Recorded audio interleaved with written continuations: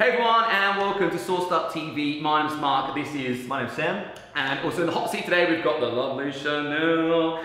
Chanel's from an awesome company in Adelaide called Ninky, and also does digital marketing. Slightly different from what we do here at SourcedUp. We focus mainly on visual content or storytelling, but your area is a little bit different. What do you do? Tell everyone what you do. Yeah, so I specialize in content marketing. So it's about writing copy for your business that really persuades and encourages customers to buy from you. Yeah. So I suppose part of the reason of this vlog is to give you guys the tools and the tips that you can take away and use in your businesses, right? Or if you're individuals use. So perhaps break down the reason why copy or writing is important for people to understand. Yeah, so having well-written copy on your website is really important. It gives you credibility and it makes you look really professional. We've all maybe jumped online and seen, grammar errors and spelling and stuff, and it just doesn't look cool. So make sure that you've got well-written copy on all of your marketing collaterals. That's the first thing. The second thing is blogging. So blogging is a really good way to get ranking in Google. Some people know that, some people don't. So blogs is essentially just like articles that you can write about your business that'll educate people and inform people. But in the back end, Google also likes blogs, so it makes sure that it puts you on the first page. Third thing is advertising copy.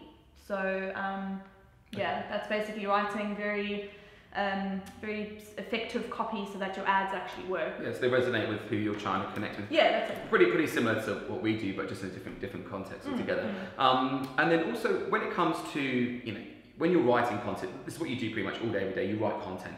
So what do you think that audiences or people reading want to see when they're reading the content? Does it depend on a different demographic? Or, yeah, definitely. What should be, if someone's writing something, who should they be writing to? It depends on the objective of the piece. So if they're trying to inform somebody, then the writing will be quite informative. But the key thing to remember is that you've got to know who you're talking to. You've got to know your audience. You've got to really understand your audience. What motivates them and what inspires them. So yeah, writing for different demographics, you've got to use different tone, different language. That's really, really important. So when you mean the language, what do you mean by that? Like, is that depend on demographic? Yeah, so for example, I mean, you wouldn't be writing for an older demographic saying, yo, yo, what's up, dog? Like, I don't know who says, yo, yo, yo, what's up, dog, anyway. Well, I did. I did say that. So, yo, yo, yo, what's up, dog? So, yeah, like you've got to use the right language. And like, don't be afraid to be really creative with it as well. Yeah, okay. You guys are really good at doing that, like just thinking outside the box and being really creative. So,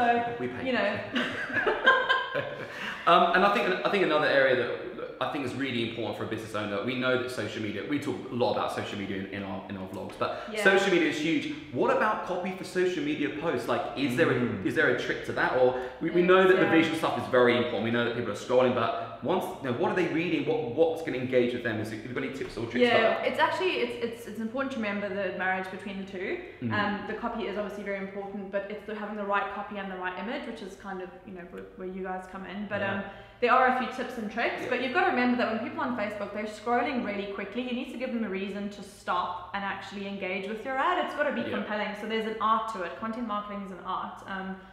So you've got to get straight to the point, you've got to be clear, you've got to be concise, and you've got to use the right language to connect with the person that you're targeting. Yeah, that's really important. I think clear and concise, they're the words you'll be thinking about when you're actually writing what you're writing. And we obviously we bring you in to help us with our content because there's so many hours in the day that you can't, what it's like, you can't do anything with admin, you've got staff to look after, so you can't do anything. But again, content is very important. No matter what realm it's in, right? It is important to do these things. Yeah, and I mean, they say that content marketing, the importance of it is because it brings value into the reader or the viewer's life. So you've just got to make sure that when you produce anything, you sort of think, is this valuable? Is this useful? And then it should work. What can the audience take away from that and utilize?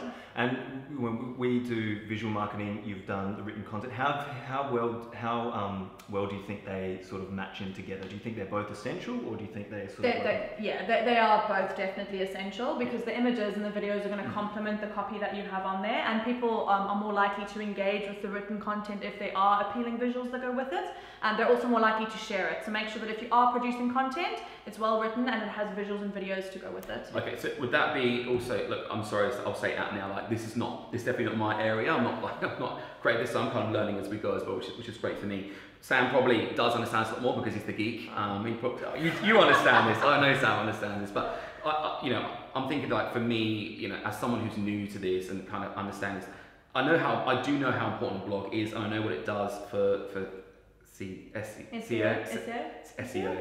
Sorry, SEO. Not the CEO, not what you want to be. No. What do you mean I am the CEO? This is the SEO. I know it's important, but is there a ratio between what photos and text you should be using?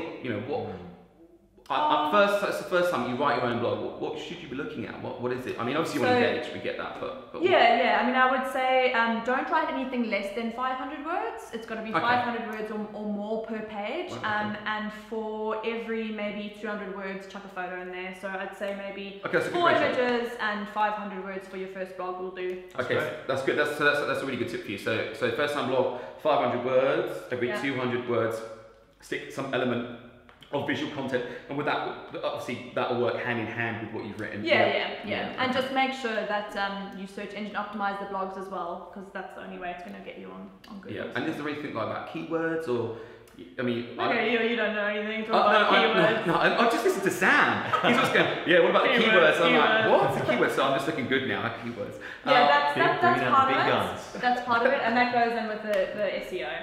Okay, so keywords, and that should be in your. But that's kind of what you focus on anyway. Yeah. Don't worry, you don't have to worry about that. That's all back-end stuff. I'll help you with. Okay, cool. Well, we probably have got time to give you a shameless plug. Sure. Okay. Here I go. So you can probably just check out my Facebook page, which is Ninky, or you can jump onto ninkyonline.com. And love to.